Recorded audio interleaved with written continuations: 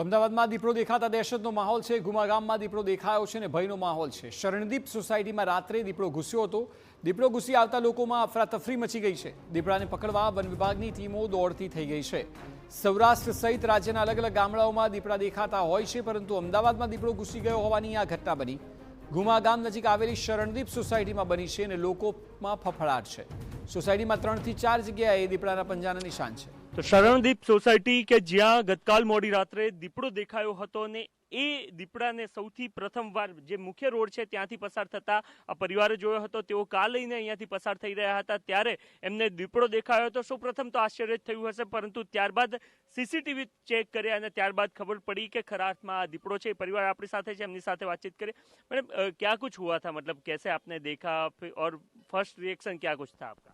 तो हम रात को मैच के लिए ऐसे चिप्स और वो सब लेने गए थे और जब वापस हम आ रहे थे तब हमने देखा कि सामने ऐसे बहुत अंधेरा था, तो सामने एक ऐसे कुछ तो जानवर क्रॉस कर रहा था। तो हमें पहले लगा कि कोई कुत्ता होगा या बिल्ली होगी, पर वो बहुत ही लंबा था और हाइट में थोड़ा छोटा था। तो हम जैसे उसके पास आए तो हमने देखा कि वो लेपर्ड और वो डिवाइडर पे बैठ गया था, ऐसे बाजू बाजू में था वो हमारे।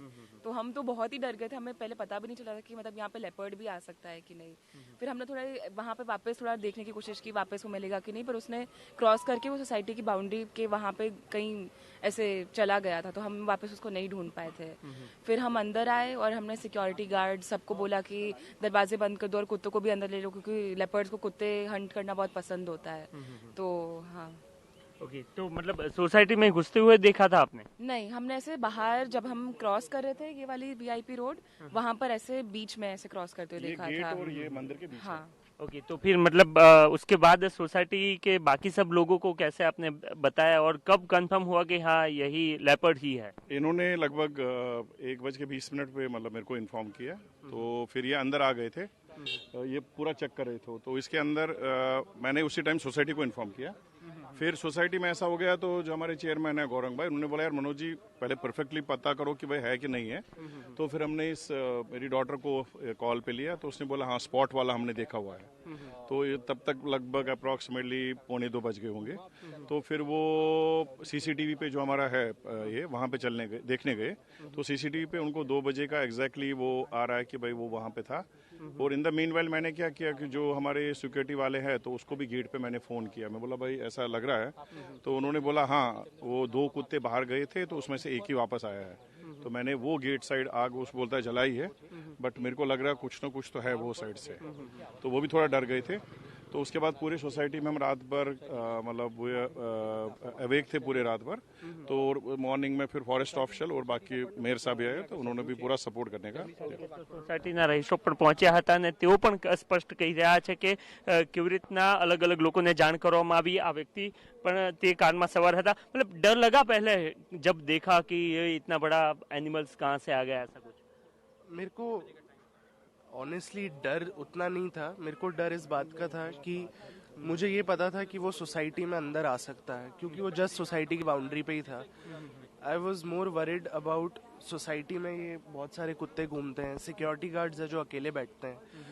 अगर उनको टाइम पे ना बताया जाए और ये सोसाइटी में घुस जाए तो कोई भी दुर्घटना हो सकती है। तो हमारा सबसे पहला थॉट ही ये था कि कुछ भी करके हम सोसाइटी में पहुंचे और पहले इन्फॉर्म कर दें कि ऐसा कुछ बाहर है, बिकॉज सोसाइटी के मेंबर्स भी रात को लेट अपने डॉग्स लेके निकलते हैं वॉक के लिए।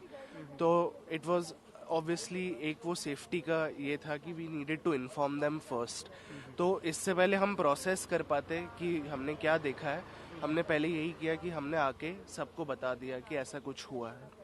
તો ધર પરિવાર કે જેમને સૌ પ્રથમ વાર અહીંયાથી જ્યારે તેઓ કાર લઈને નીકળી રહ્યા હતા એ સમયગાળા દરમિયાન આ દીપડાને જોયો હતો અને દીપડાને જોયા બાદ તુરંત જ એમને સોસાયટીના અન્ય લોકોને જાણ કરી હતી। ત્યારબાદ મહાનગરપાલિકાની ટીમ આવી હતી અને ત્યારબાદ અત્યારે હાલ આપ જોઈ રહ્યા છો કે કેવી રીતના મહાનગરપાલિકાની ટીમ, આ સિવાય વન વિભાગ અને સમગ્ર તંત્ર દીપડાને શોધવા માટે તમામ તૈયારીઓ સાથે આ સમગ્ર વિસ્તારમાં જોવા મળી રહી છે। कैमरामैन नटवर परमार साथ नरेंद्र राठौड़, TV9 अहमदाबाद। સોસાયટીમાં 3 થી 4 જગ્યાએ પંજાના નિશાન મળ્યા છે। TV9 પર દીપડાને સૌ પ્રથમ જોનાર પરિવાર કે જેઓની વાત તેઓ આપે સાંભળી કે રાત્રે શું થયું હતું, તેઓ ગાડી લઈને પરત આવ્યા। પહેલા તો માન્યામાં ન આવ્યું કે ખરેખર દીપડો છે। કારણ કે રહેણાંક વિસ્તારમાં અમદાવાદમાં કોઈ સોસાયટીમાં દીપડો આવે તેવું ક્યારે બન્યું નથી.